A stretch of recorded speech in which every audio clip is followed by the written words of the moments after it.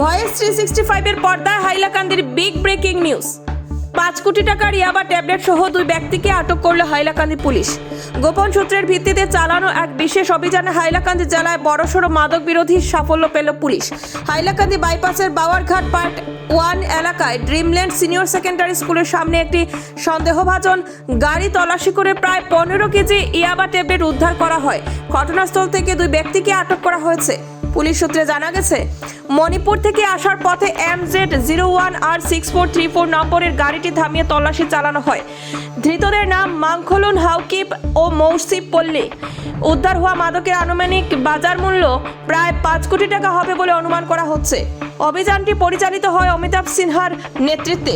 সঙ্গে ছিলেন additional SP Samir বোরা, DSP বিকে শইকিয়া এবং সদর থানার ওসি পল। পুলিশ জানিয়েছেন, মাদক চক্রের বিরুদ্ধে ভবিষ্যতেও কঠোর অভিযান অব্যাহত থাকবে।